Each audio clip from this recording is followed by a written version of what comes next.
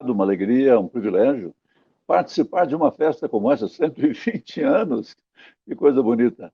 E falar aos irmãos e o privilégio maior de falar a palavra de Deus. Obrigado ao Senhor e obrigado aos irmãos por esse momento.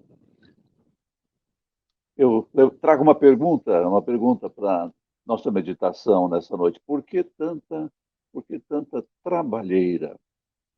A ideia é que meditemos nessa verdade.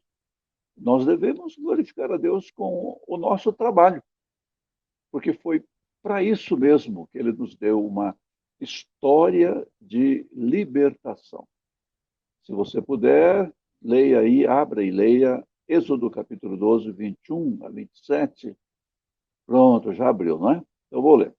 Chamou Moisés todos os anciãos de Israel e lhes disse: Escolhei e tomai cordeiros segundo as vossas famílias e molai a Páscoa.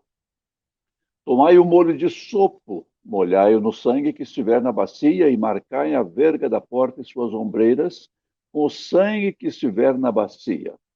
Nenhum de vós saia da porta da sua casa até pela manhã, porque o Senhor passará para ferir os egípcios. Quando vir, porém, o sangue na verga da porta e em ambas as ombreiras, passará o Senhor aquela porta e não permitirá ao destruidor que entre em vossas casas para vos ferir.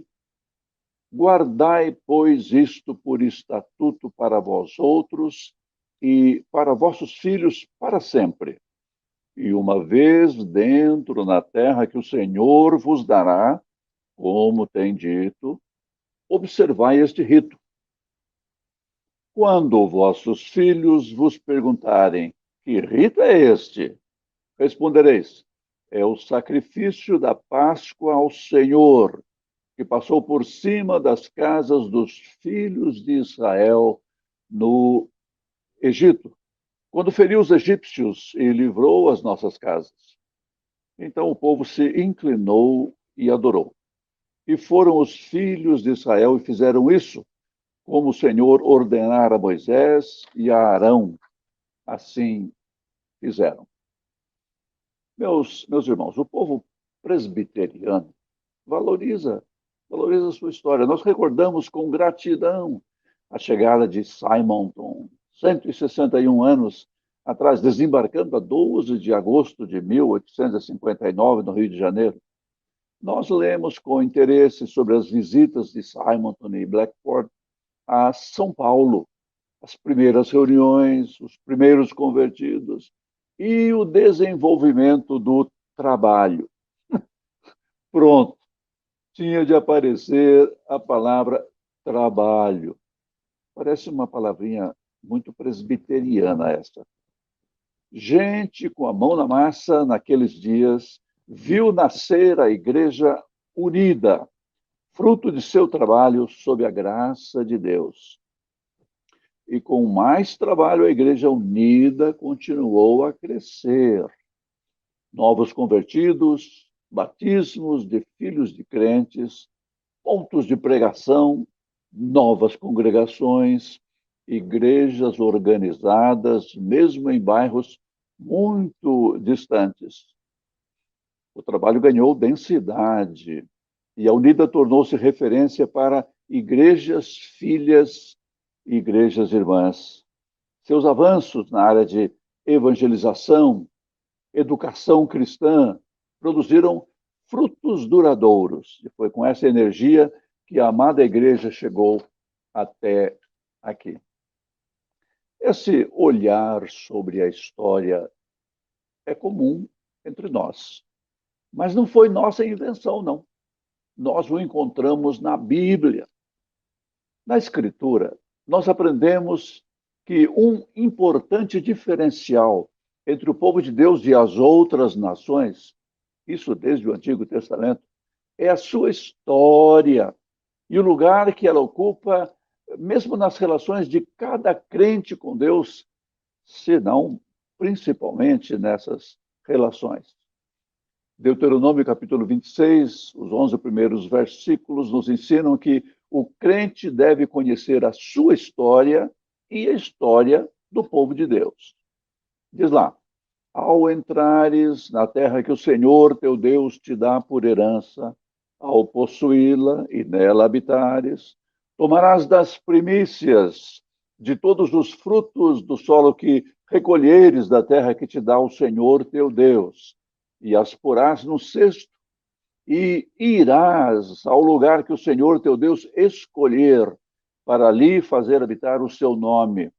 Virás ao que naqueles dias for sacerdote e lhe dirás: hoje declaro ao Senhor teu Deus que entrei na terra que o Senhor, sob juramento, prometeu dar a nossos pais.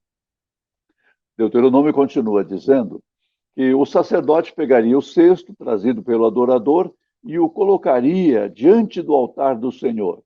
E aí, então, o adorador continuaria dizendo, lemos na mesma passagem: Arameu, prestes a perecer, foi meu pai. Desceu para o Egito e ali viveu como estrangeiro, com pouca gente. E ali veio a ser nação grande, forte, numerosa. Mas os egípcios nos maltrataram e afligiram e nos impuseram dura servidão. Clamamos ao Senhor, Deus de nossos pais, e o Senhor ouviu a nossa voz e atentou para a nossa angústia, para o nosso trabalho e para a nossa opressão. E o Senhor nos tirou do Egito com poderosa mão e com um braço estendido e com grande espanto e com sinais e com milagres. E nos trouxe a este lugar e nos deu esta terra, terra que mana leite e mel. Eis que agora trago as primícias dos frutos da terra que tu, ó Senhor, me deste. O adorador, então, colocaria as primícias perante o Senhor e se prostraria perante ele. E o Senhor termina suas orientações dizendo: alegrar-te-ás por todo o bem que o Senhor teu Deus tem dado a ti e à tua casa. Esse texto nos ensina que, ao comparecer diante do Senhor e adorá-lo, o crente deve reconhecer a sua história, a história do povo de Deus. Mas não apenas isso. Ele vai saber qual é a sua história, mas o crente também deve admitir que a sua história e a história do povo de Deus fazem uma história só. Cada um deveria falar como se ele pessoalmente, foi o que vimos no texto lido, como se ele pessoalmente tivesse sido oprimido no Egito e pessoalmente libertado do Egito. Isso muitos anos, muitos séculos depois do Êxodo. O crente deve admitir o lugar de Deus na história. É a sua história, a história do povo de Deus, e Deus tem um lugar nessa história. Porque, para começar, o Senhor é o Deus das promessas históricas. O que foi prometido foi Ele quem prometeu. Dizia o adorador: hoje declara ao Senhor teu Deus que entrei na terra que o Senhor, sob juramento, prometeu dar a nossos pais. E mais do que isso, o Senhor cumpriu as suas promessas na história. Clamamos ao Senhor, Deus de nossos pais, e o Senhor ouviu a nossa voz e atentou para a nossa angústia, para o nosso trabalho, para a nossa opressão. E o Senhor nos tirou do Egito com poderosa mão, com braço estendido e com grande espanto, e com sinais e com milagres. E nos trouxe a este lugar e nos deu esta terra, terra que mana leite e mel. Resumindo, o adorador deve conhecer sua história e a história do povo de Deus. Admitir que se trata de uma história só, a sua e a do povo de Deus. E o adorador deve reconhecer o lugar de Deus na história. Mas é mais do que isso. O adorador deve também conhecer o significado da sua história. Nós lemos inicialmente o texto que foi também projetado, Êxodo, capítulo 12, verso 21 a verso 27. Essa passagem se refere a outro momento em que o Senhor enfatiza a importância de se lembrar da história e ensiná-la às futuras gerações. A história é que Deus nos libertou, dando instruções sobre a instituição da Páscoa.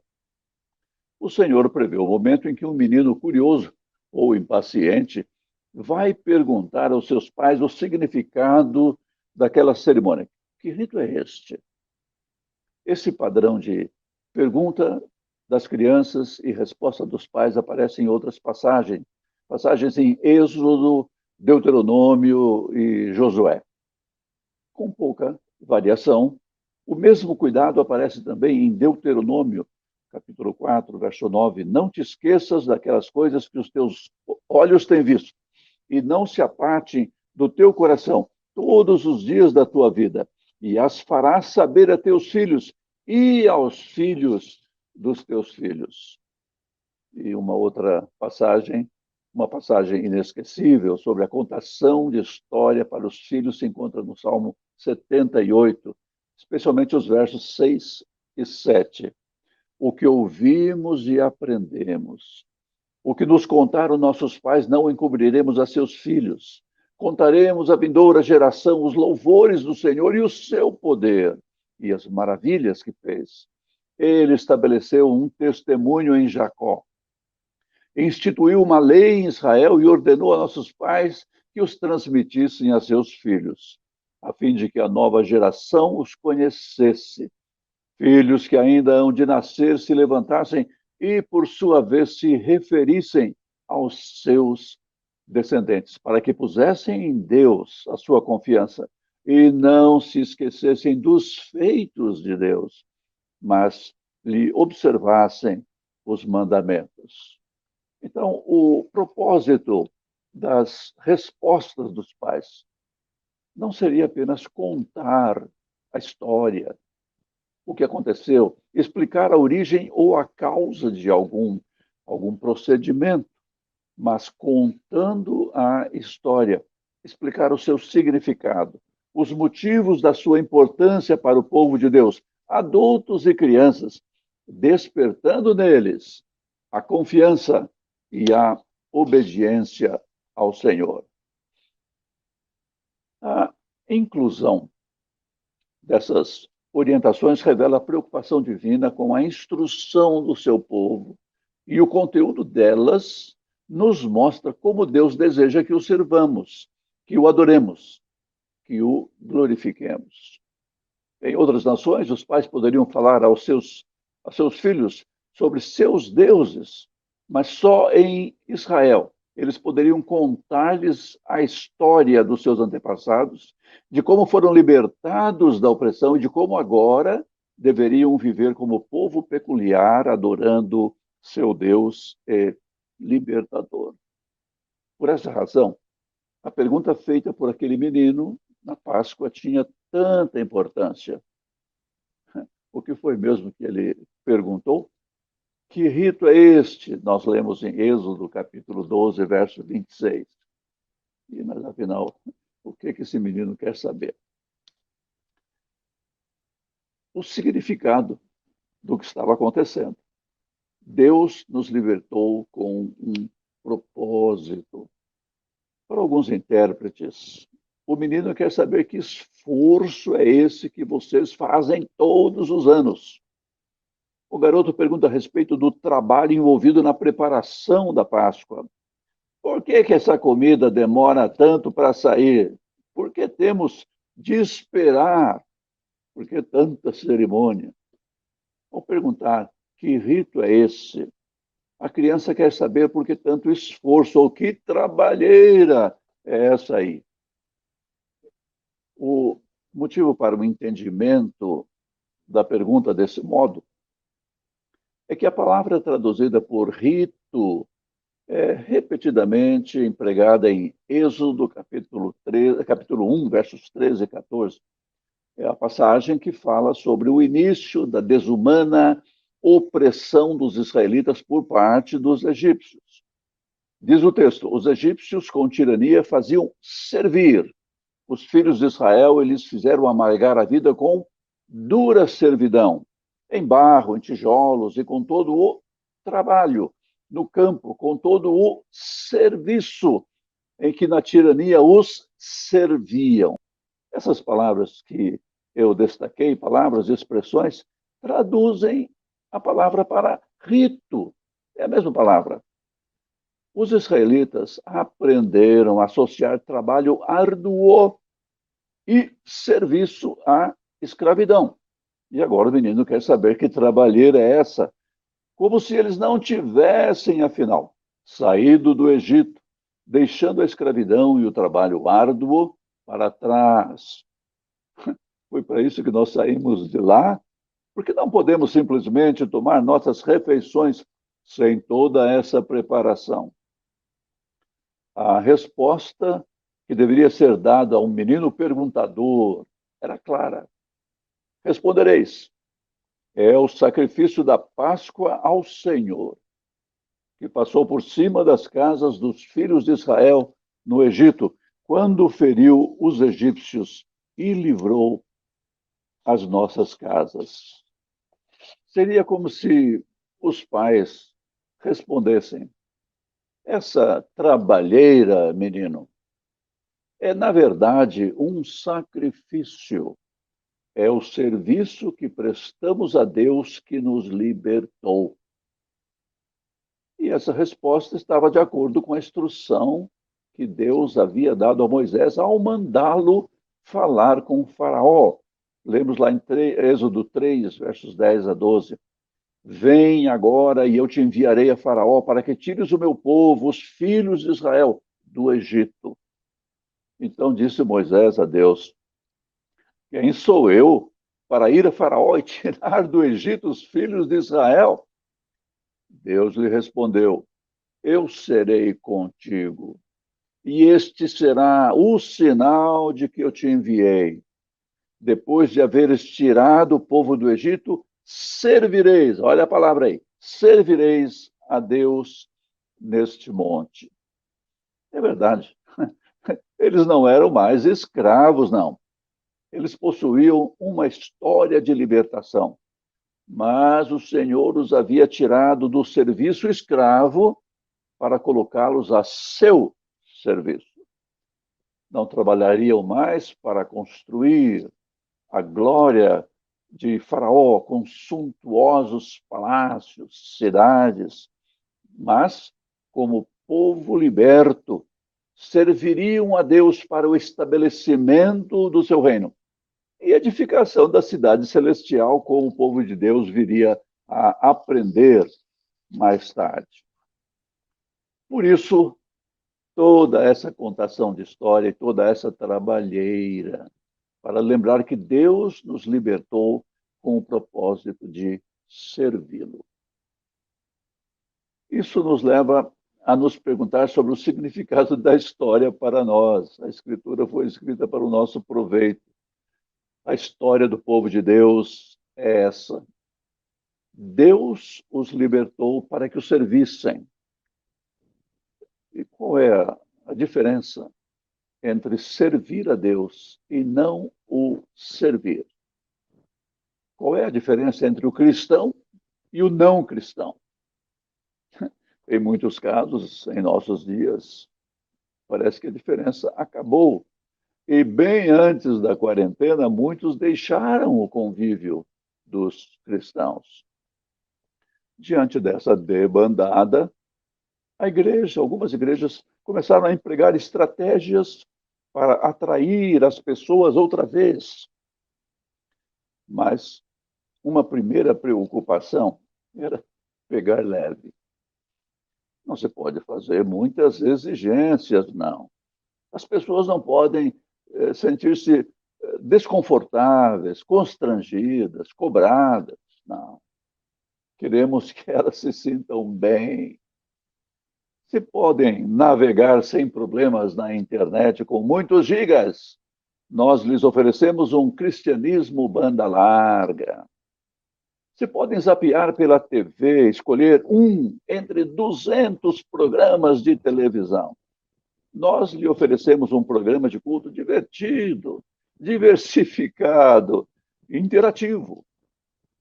Se aprenderam que, pulando a mensagem comercial, podem ir mais depressa para o vídeo que lhes interessa na internet, nós as deixamos ficar no chat durante a mensagem, ouvir músicas, ouvir fotos e, desse modo, pular a mensagem pastoral, a pregação da palavra de Deus. Esses são os truques que nós usamos, de modo que ninguém se sinta forçado, obrigado. Não queremos fazer nada que lhes pareça desagradável, nada que seja trabalhoso, árduo, cansativo, abaixo com tudo que exija concentração, esforço, que leve a pensar muito, nada disso.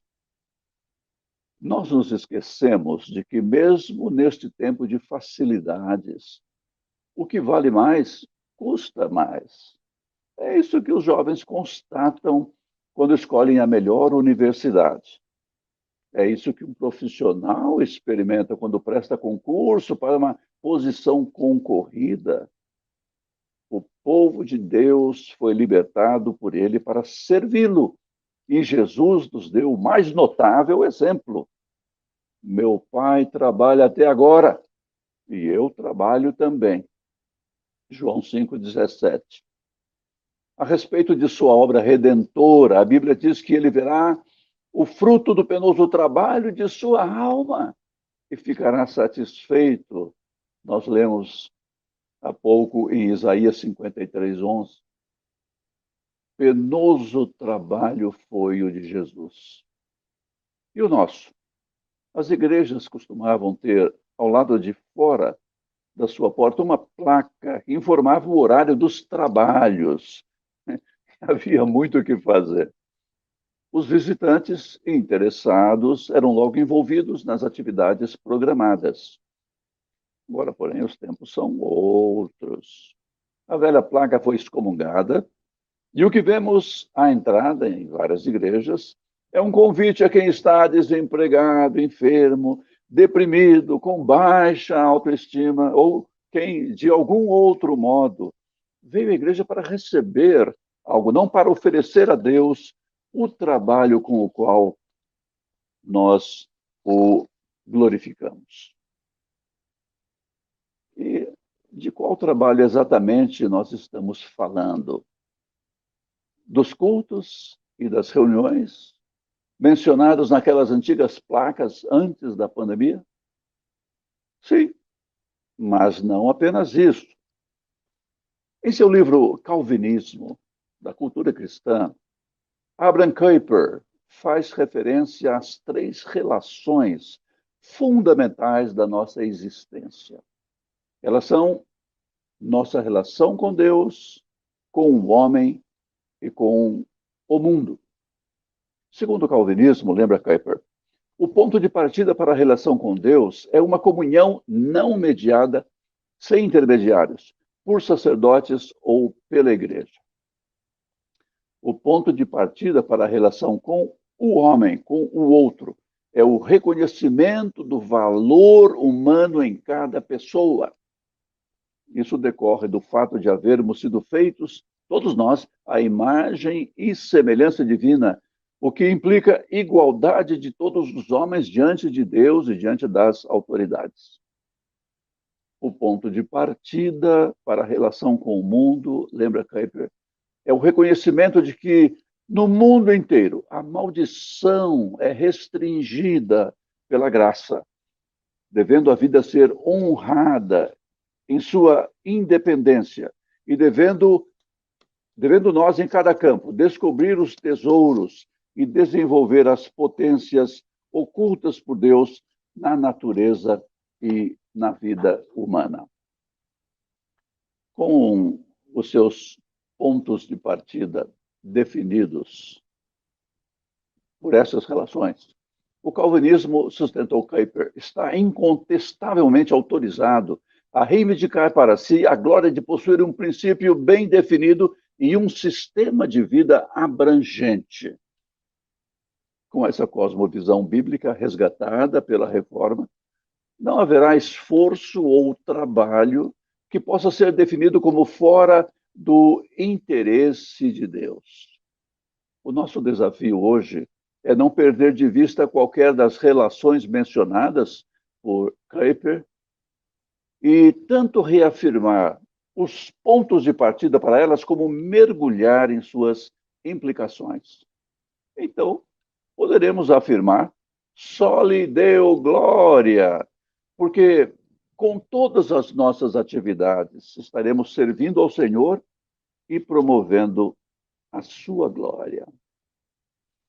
Após expor a soberania de Deus e sua graça na salvação, a salvação do seu povo por meio de Cristo, a exortação apostólica é clara. Rogo-vos, irmãos, pelas misericórdias de Deus, que apresenteis o vosso corpo por sacrifício vivo, santo e agradável a Deus, que é o vosso culto racional. Romanos capítulo 12, versos 1 e 2. Nós fomos salvos em Cristo. Então vamos adorar a Deus com todo o nosso ser, integralmente. A Bíblia nos ensina que tudo o que fazemos, devemos fazê-lo para a glória de Deus. Quer comais, quer bebais, ou façais outra coisa qualquer. Fazei tudo para a glória de Deus, 1 Coríntios 10, 31. Isso significa que não apenas nos daremos com entusiasmo ao trabalho religioso, às reuniões nas igrejas, ou online atualmente, como também nos esforçaremos em nossa ocupação de cada dia para a glória de Deus, reconhecendo com gratidão que foi para isso que ele nos libertou. Que rito é esse? Perguntaria o menino curioso ou impaciente. A resposta era que aquela trabalheira era um sacrifício. Trabalheira é dar o sangue. Sacrifício é dar a vida. Tem de ser a mesma coisa, mas devemos fazer isso em todas as frentes, porque nós temos uma história de libertação. Em seu livro Cosmovisão Cristã, da Cultura Cristã, Philip Graham Ryken afirma que, assim como Deus fez a obra da criação, ele também deu trabalho ao seu povo como um presente. Tudo que Deus nos chamou para fazer em nossos empregos cotidianos tem dignidade, porque somos feitos à imagem de um Deus trabalhador. Não conseguimos salvar-nos pelo nosso trabalho árduo, certamente não. Assim como o povo de Israel não saiu do Egito por seu próprio esforço. Foi Deus quem o libertou, mas tendo-o libertado, ordenou que o servissem. Então, diante da pergunta, que trabalheira é essa? A resposta só pode ser, fomos libertados para servi-lo. Quando Deus diz, este será o sinal de que eu te enviei, depois de haveres tirado o povo do Egito, servireis a Deus neste monte. Fica claro que servi-lo agora é sinal de que nossa libertação foi coisa de Deus. Ele nos salvou. Então, agora que sabemos por que tanta trabalheira, irmãos queridos, mãos à obra. Vamos continuar a nossa história. Amém. Oremos. Bendito Deus, Deus maravilhoso, de graça e misericórdia, que nos fez seu povo, libertando-nos, salvando-nos em Jesus, e que nos chama para este maravilhoso trabalho, que glorifica teu nome, que enriquece nossas vidas, que faz bem a toda a criação, ao nosso próximo. Bendito seja teu nome, Senhor nosso Deus. Oramos agradecidos pela Igreja Unida, por seus 120 anos, ó Pai. Igreja cuja história foi construída com trabalho, sob a graça de Deus, com o poder do Senhor, que esta história continue também para glorificar o teu nome e para alcançar muitos para o Evangelho de Cristo e edificar muitos para te servirem conforme a tua vontade. Oramos agradecidos em nome de Jesus. E que a graça do Senhor Jesus Cristo, o amor de Deus nosso Pai e a comunhão do Espírito Santo estejam sobre o povo de Deus, reunido aqui virtualmente em toda parte. Amém.